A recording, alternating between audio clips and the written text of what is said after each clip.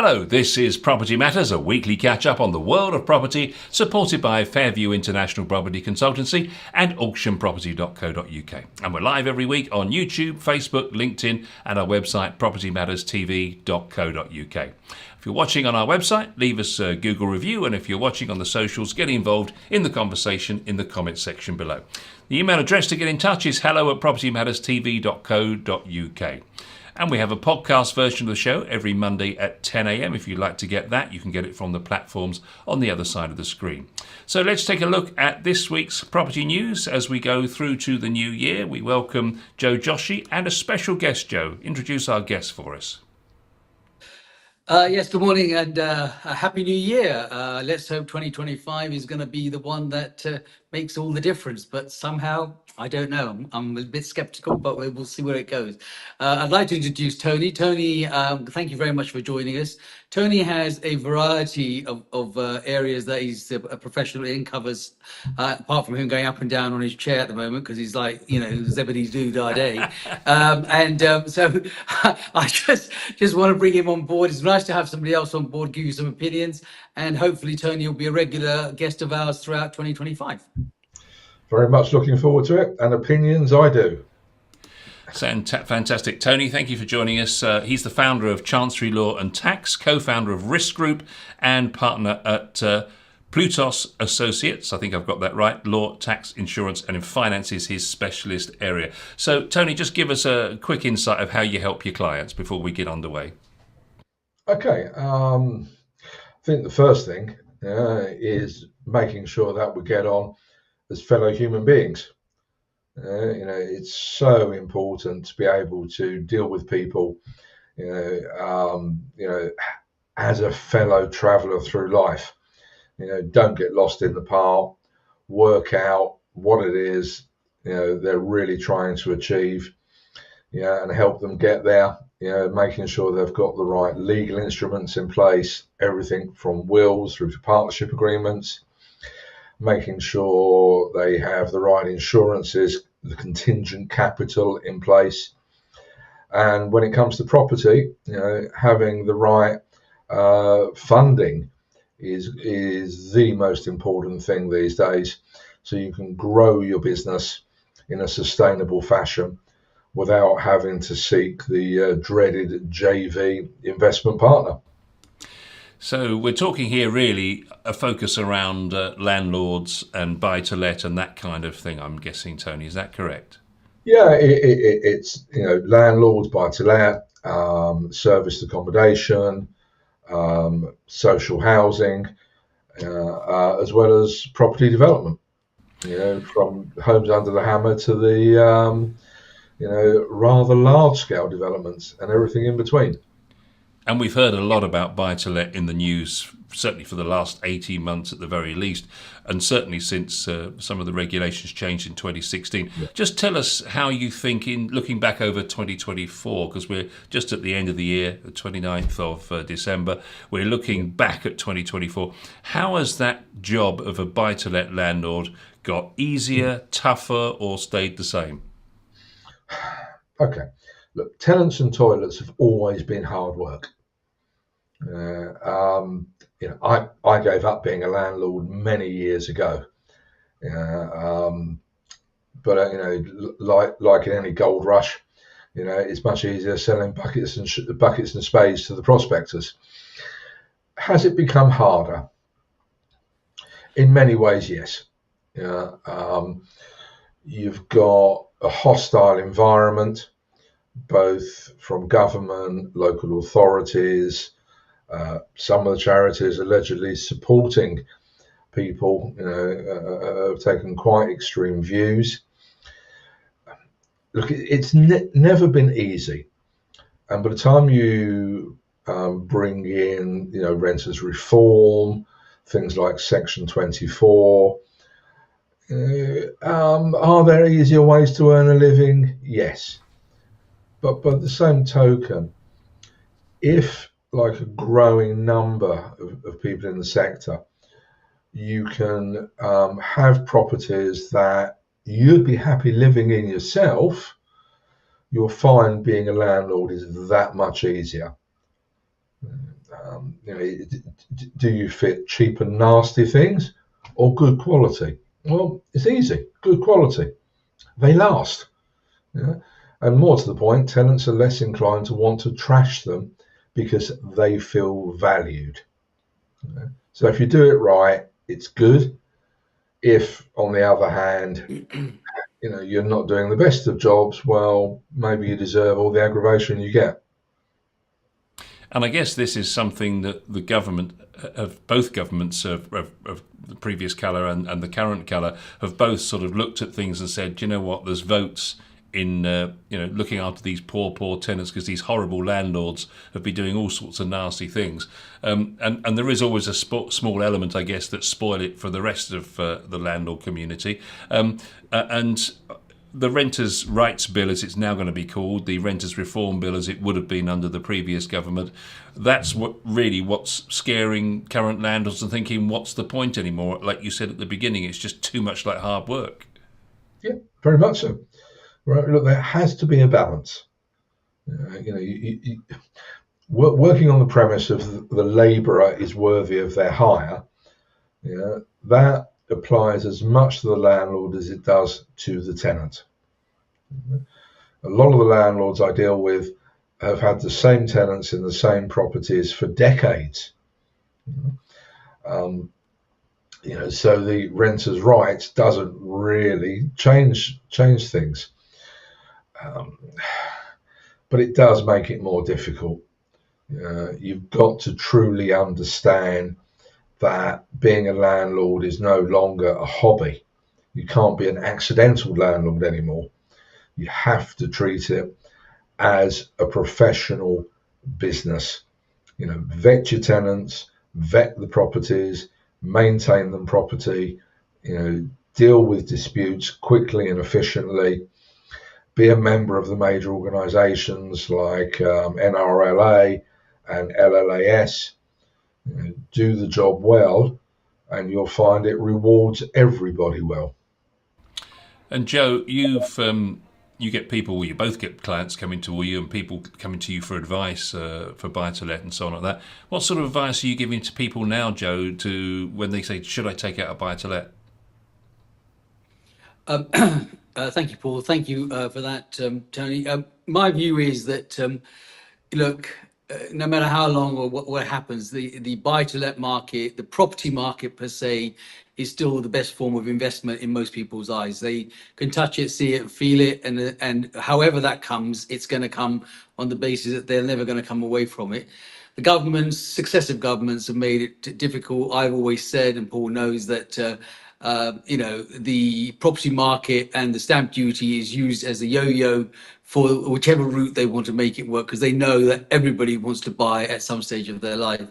In terms of the question, Paul, I would say to you that the buy-to-let market, yes, it's becoming more and more professional, but my argument, if there is such a thing, is that those that are actually imposing this on them should really look in the mirror and look at themselves, because half of the councils and housing associations are providing substandard accommodation to the people in the first place, and yet they are the government that is actually now trying to govern the poor, as Tony says, the hobby landlord, as I call them, or accidental landlord, or people that just want to actually be part of that property. They're pushing them out. But actually, when I read in the local press and I listen to the radio, there are now ombudsmen set up for people to complain about the housing associations that they rent properties from in the first place. So we're spending again a lot of public money in trying to tidy up the government's messes. It doesn't matter which colour it was, blue, pink, purple or yellow.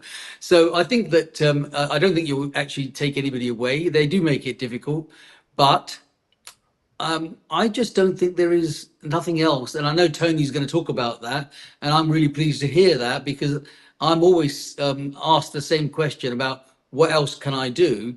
And the reality of it is there's not a great deal, and none of them are experts. And the experts that they tend to get are normally so in it themselves, they actually find it hard to explain to somebody how they're going to make that money. So people walk away and go, I'll go and buy a flat. I'll go and buy a house. It's easier. At least I know what I'm doing with it.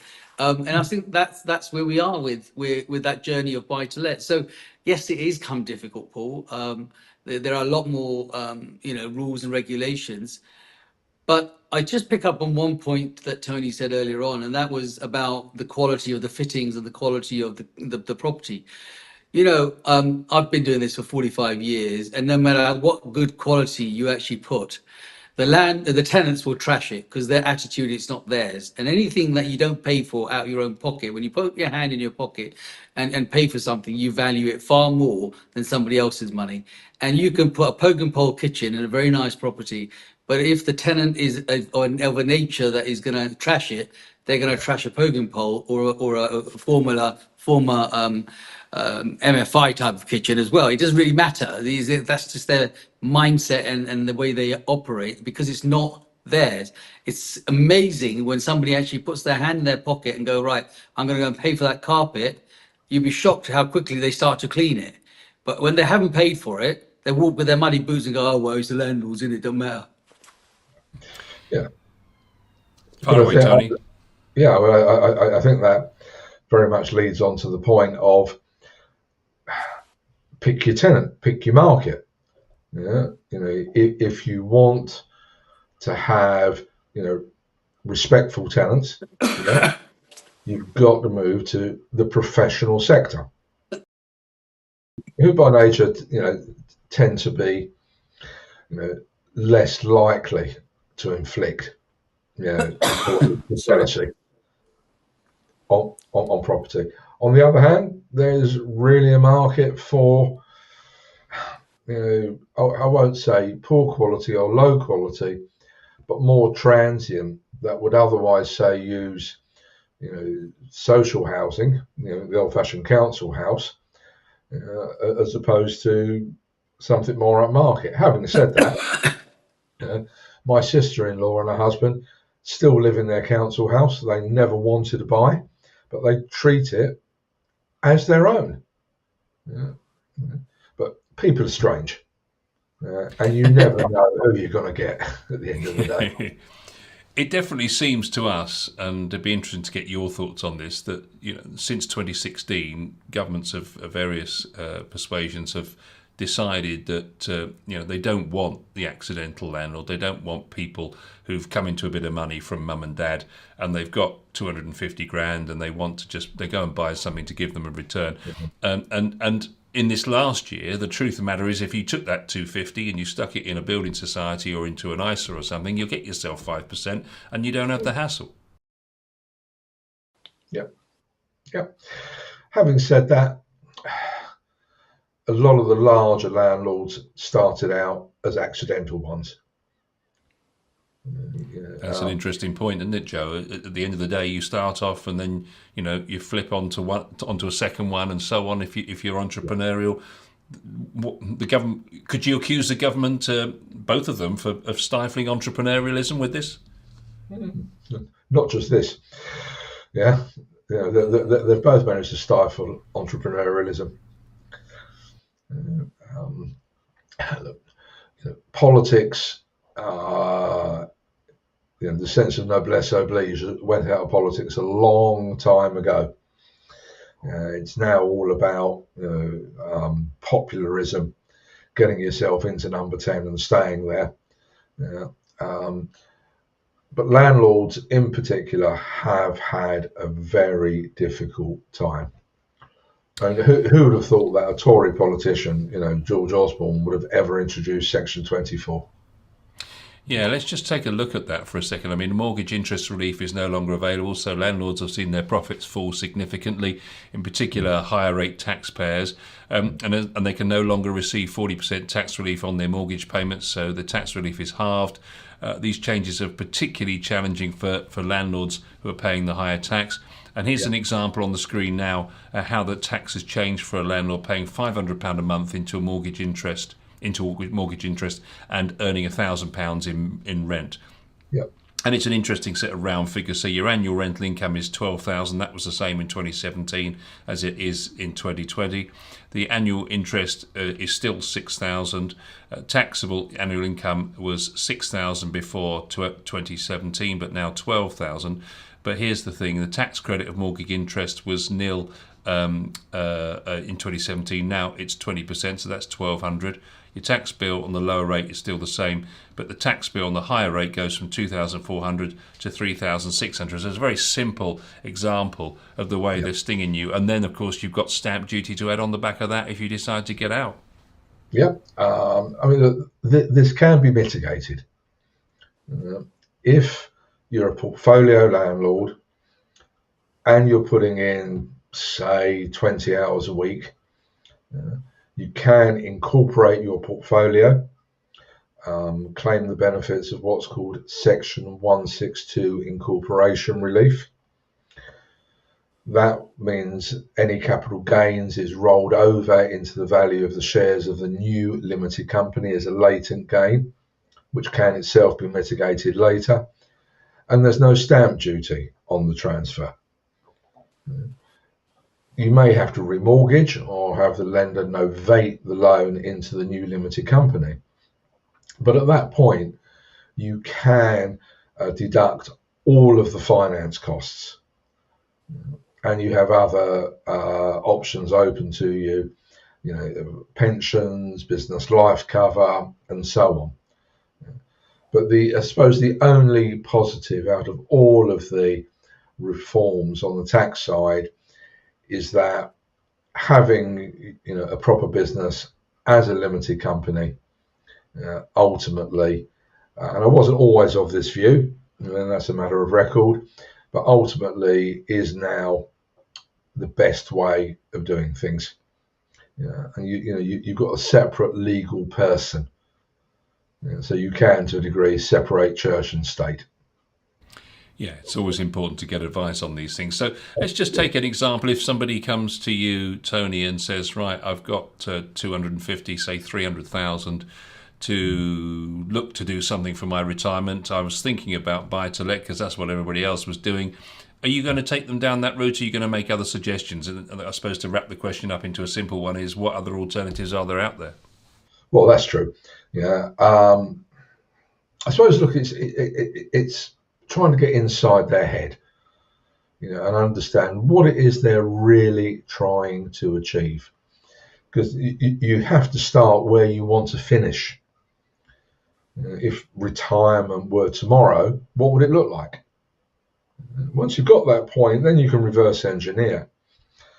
I help them look at alternatives. But if they were committed, as opposed to needing to be committed to wanting to be in property in the first place, to being a landlord, I'd say, well, look at HMOs.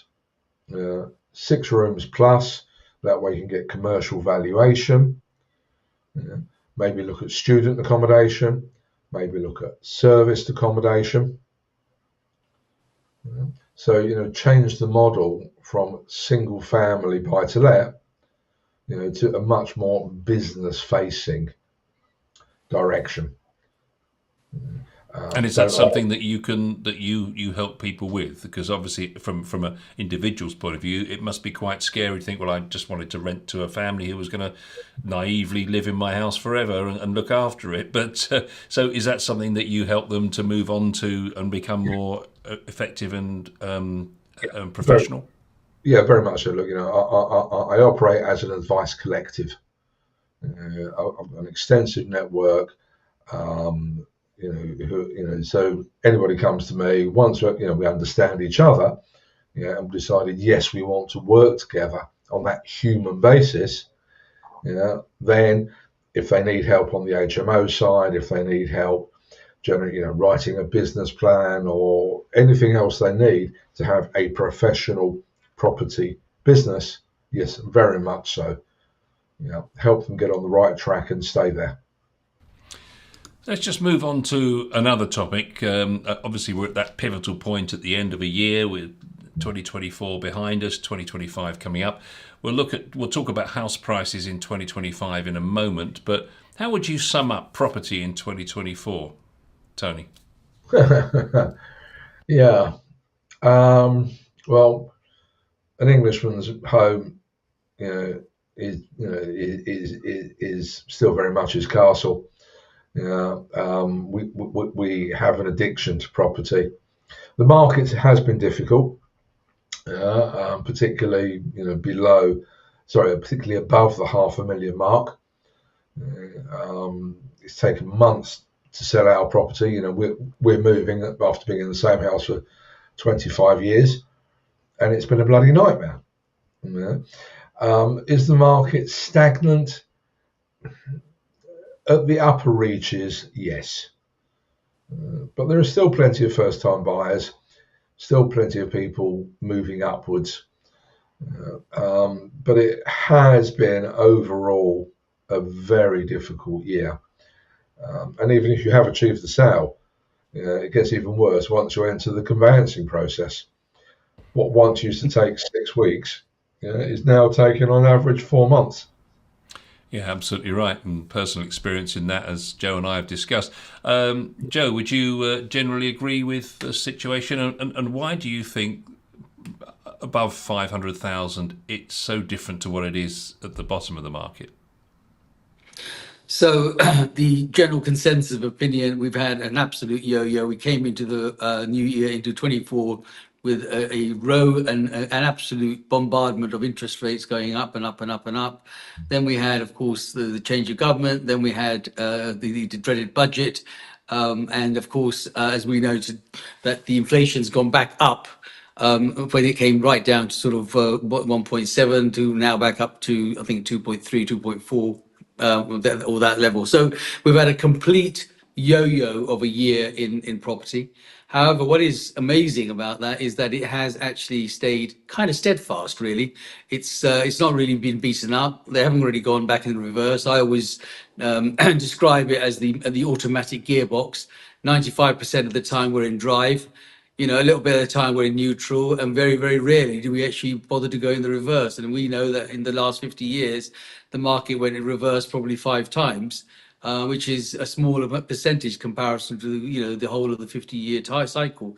So I think the property market is steadfast, and I think that, as Tony says, an Englishman home, or nowadays every international a person that comes here's home is their castle.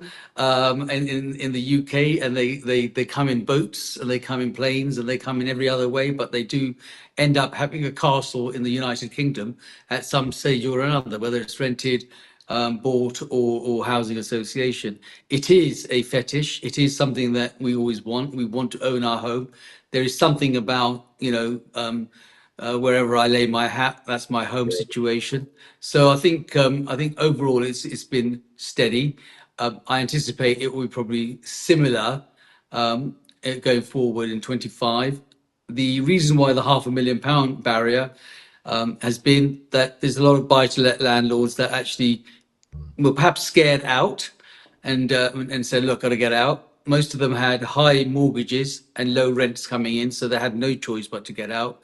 The new ones coming in are now coming in at the new rates, so they can manage themselves going forward. So it's been a year of 2 halves, as they say, really, a good time and a bad time. And the market at that £500,000 and up, well, stamp duty kills some of it. And of course, without the bottom end of the chain, there's very little shift up the top end of the chain, because that's the way the system works. Tony, looking ahead to 2025, then they're forecasting 2 to 4% growth in prices, which seems quite optimistic. But then we do have this cliff edge with stamp duty, where there is going to be potentially no. It'll drop back to the original 125 limit, floor rather. So there is a suggestion that over Christmas people are going to be frantically trying to get themselves in place so that they can make it by the end of the tax year and these changes. And that's going to give us a very strong start to the year. There was, when this happened before with the stamp duty change, a bit of a falling off the cliff, and there was hardly anything over the back of that. Everybody forward ran it into the first quarter of the year, and then we were really quiet, if I remember the last time that we had one of these situations with stamp duty. So what's your view, given that we're probably going to start quite strong? Where do you think we're going with all of this? Rinse and repeat, basically. Do you think we're going to? Do you think we're going to get positive growth in prices? The demand exceeds supply. The basic economic factor, and people will still want to buy. They'll want to upsize, downsize, move to different locations. So there will always be a market. Taking the stamp duty concessions back to where they were is regressive. How to kill a market in one easy lesson. It's probably one of the worst moves the current government has made. Which is. Do you not feel, Tony, that sorry to butt in? Do you not feel that they will probably rethink that in the spring budget when they realise that that's going to cause and it might be something that they left there, knowing that they will come back with look at us, we're doing a good feel good factor, we're going to be the good people, and we're going to change that. Do you not feel that that's going to happen? No, sorry. I know this is meant to be apolitical, but I put it this way. Any Chancellor of the Exchequer who puts the portrait of the co-founder of the Communist Party on our office wall seems to tell you everything you need to know. Property is theft. I believe it was said in some communist dogma. No, I mean, for some reason I keep getting posts on anti-social media from Number 10. Trying to put a positive spin on everything.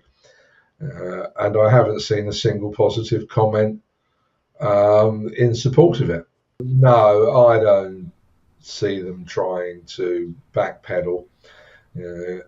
Same with inheritance tax. From 26, businesses are only going to get the first million IHT, free, and then it's 20% on the balance. I mean, it's crazy. Words fail me. And landlords in particular are not treated as businesses. So that will have an effect. It won't just be stamp duty, it won't just be Section 24, but inheritance tax is going to be a contributing factor to what happens to the housing market next week onwards. Yeah, because we're seeing, aren't we, stories in the press of people rushing to solicitors now to hand over properties to their kids and so on for nothing.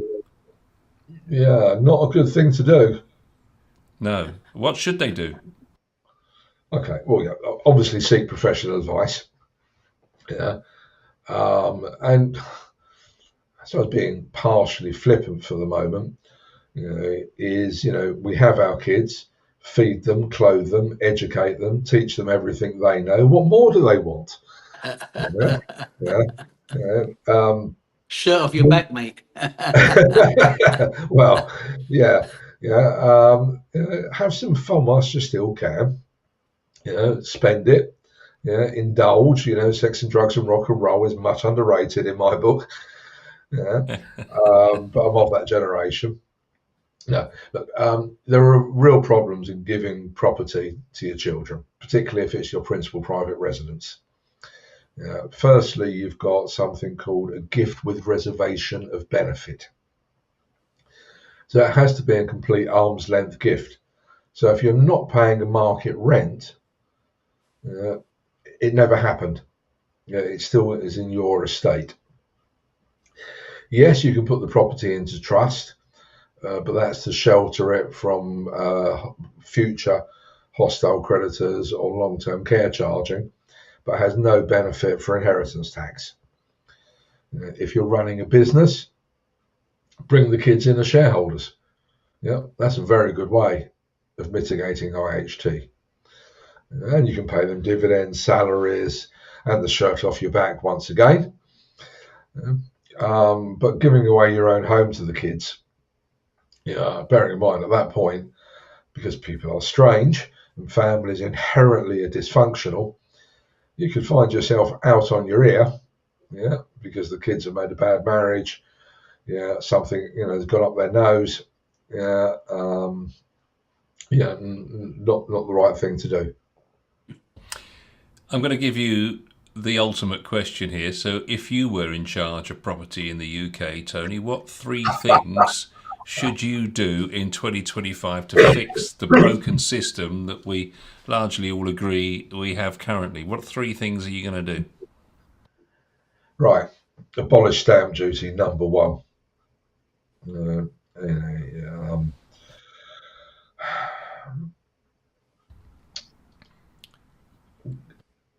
either abolish Section 24 and or recognise property, portfolio landlords as running trading businesses and not living off immoral earnings. And thirdly, which is a more general measure, not just for property, is I'd abolish inheritance tax.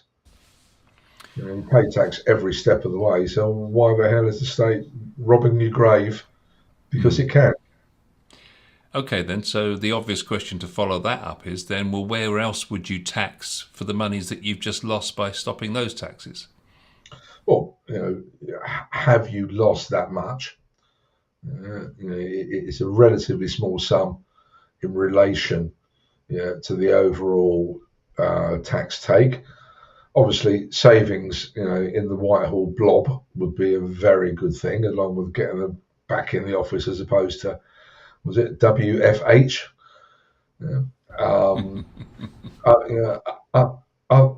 Other savings actually would be to raise the threshold for the tax rates. Bring more people into the overall tax net at basic rate rather than higher rates. Yes, you could maybe increase capital gains tax, put it in line with income tax, maybe do something with corporation tax. But by getting rid of stamp duty, IHT, and the like, I think you'd find that the overall tax take will rise. Why? Because people are incentivized to be entrepreneurial. Who was it who said that we're a nation of shopkeepers? Well, let's open more shops then. More shops, more trade, more employment, more customers, more tax. Not difficult, is it? Joe, I think you'll agree with me. It's been great having Tony and having some additional views on the show this week. Would you like to thank him for his input today? No, it's good. It's very good. Thank you very much, Tony, for joining us. Not only your insight, but the humour that goes with it is actually a nice addition to our, fairly good standard, odd humour. But it's always nice to have someone else come and join us. Once again, thank you very much. We'd love to have you join us again in the future weeks and so on maybe specific subjects. This today was very much a introduction of the things that you can do, but we often get people asking us questions about specific areas, and you touched on some of those areas today, which people do always ask me personally, what do I do? What's the right direction to do? I often get the same answer as you rightly say, talk about professional advice, but they actually never listen to it because they just are completely bamboozled with it. So they walk away and go, I'll go and buy myself another house. It's easier. Yeah. And on that note, Happy New Year to everybody. Indeed. Thank you very much for having me. It's been great fun. It's been a pleasure, Tony, and thank you for your healthy degree of irreverence. It's been much appreciated. Happy New Year to everybody. We'll see you again next week in 2025.